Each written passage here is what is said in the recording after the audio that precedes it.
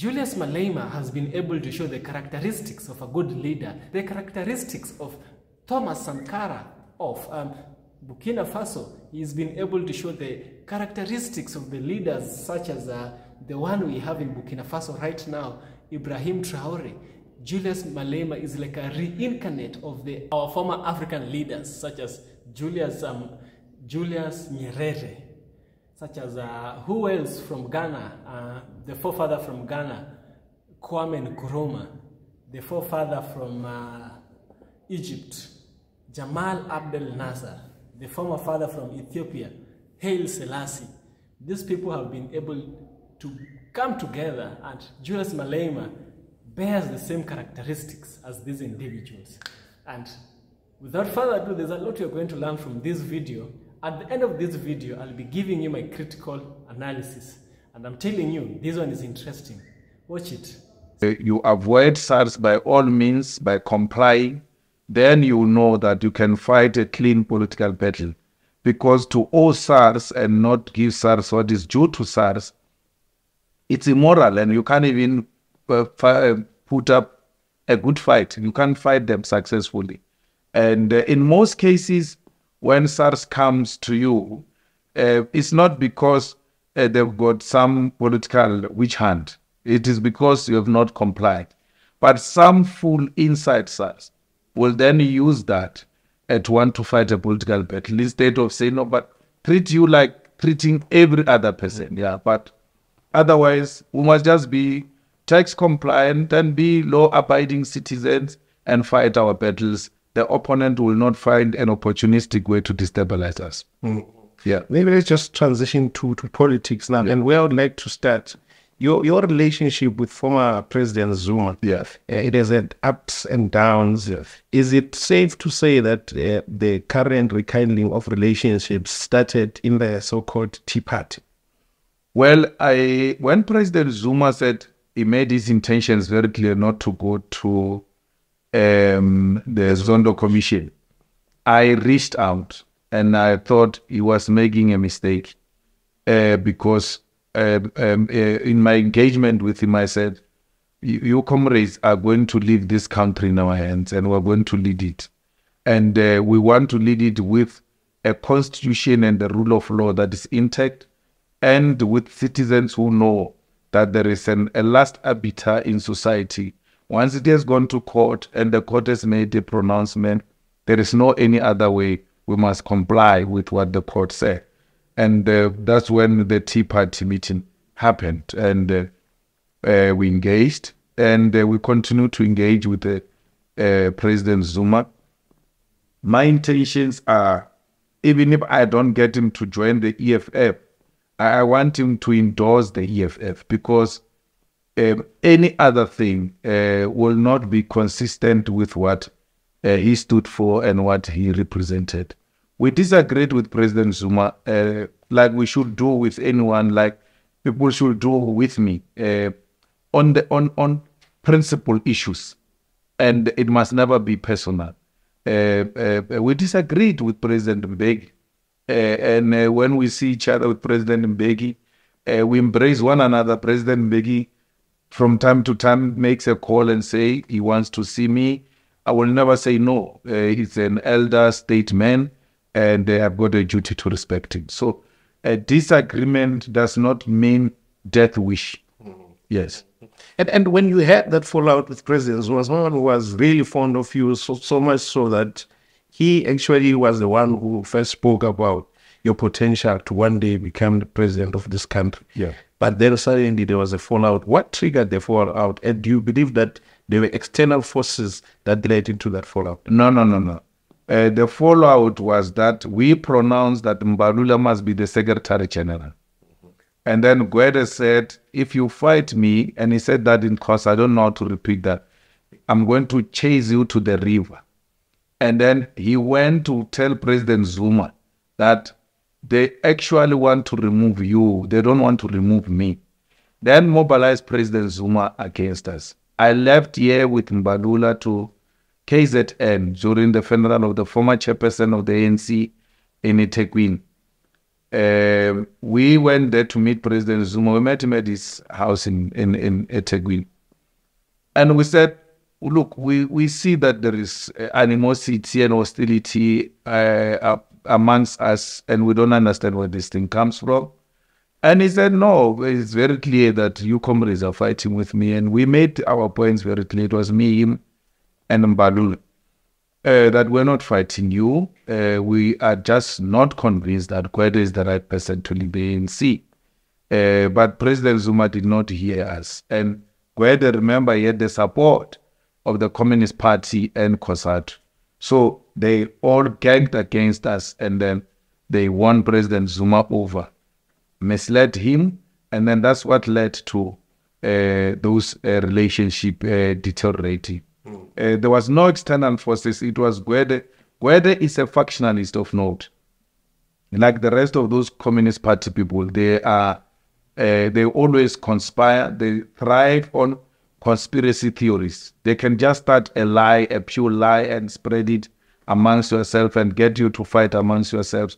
And that's what got Blade to survive for such a long time. I mean, if you were to ask, politically, socially, and otherwise, what is Blade's contribution in the South African society? It's nothing except political maneuvering, conspiring, and outmaneuvering others. And that has been the role of the Communist Party. You don't know of kids that are taken to school by Blade in Zimande.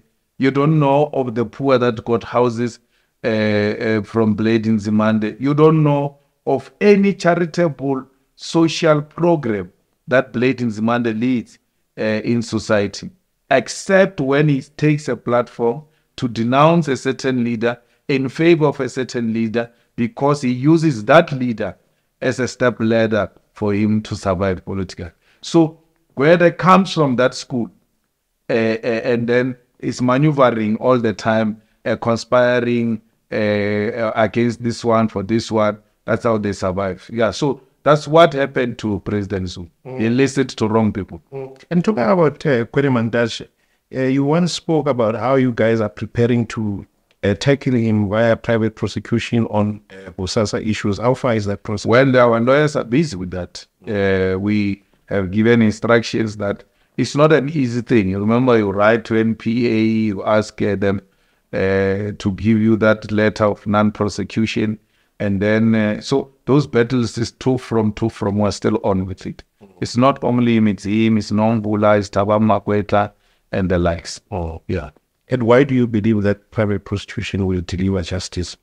Well, because the National Director of Public Prosecution is captured and pursues a political agenda and not an anti-corruption agenda. Gwede's evidence before the Zondo Commission is very clear that he was engaged in corrupt activities with Bosasa. And if properly presented before a neutral court of law, that court will not rule differently. Yes. Just maybe finishing up on former President Zuma, there's something you said recently about how you, when he was incarcerated for the contempt of court, you said you tried something to get him out of prison. What was that? What did you do? Well, we were engaging with all manner of people, including the people who were pursuing him. We tried to get deals even before the Constitutional Court could make such a pronouncement. So we reached out to all the role players, tried to find the out-of-court settlement and the common grounds with those who were pursuing him, that it is not in the best interest of South Africa to do so. And we were correct. I mean, I was correct to say President Zuma must go to the commission. And then when he refused and ultimately they were trying to get him into jail, I was correct to say it's not in the best interest of South Africa. And when he got jailed, so many lives were lost and so many billions of rands were lost to the South African economy. And then what did they gain out of that? Nothing. Because jailing an 80-year-old plus old man, what do you seek to do, to achieve? Because ours is not a prison. Ours is correctional service. We correct you and reintegrate you back into society to make a positive contribution. At the age of 80, integrate you back into society to do what? So arrest of Zuma was effectively a wasteful expenditure. Yeah. With the current president, President Cyril Ramaphosa, I mean, when he started off, you were very cordial to him. I mean, I remember, for instance, at the funeral of Mama Winnie, you even sort of defended him, told him that he must be comfortable, nothing was going to happen to him. But now you guys are literally on polar ends. Where do you think he lost it? I think he came in on an anti-corruption ticket. He came in on a transparent ticket. He came on a accountable, clean governance type of ticket. All of which today it is confirmed that the opposite is happening. And then it's not the people around him who are doing it. It's himself who's not transparent, who's not corrupt-free, who is actually a constitutional delinquent, who uses state resources to advance personal interest. So when he came in, we're not cordial. We said, for like any other new president, let's give him an opportunity to prove himself. He did not prove himself in the positive. He proved himself in the negative, like a typical ANC cadre does. And that's where the battle comes from. There is no inconsistencies there. When you start, you must be given opportunity to prove yourself. You know, one thing with African leaders is that sometimes we take things too personal. Don't forget one thing. Politics is a very, very dirty game. Politics is not a fair game. One time you might be friends with someone, another time you are enemies, another time you are enemies, another time you are friends.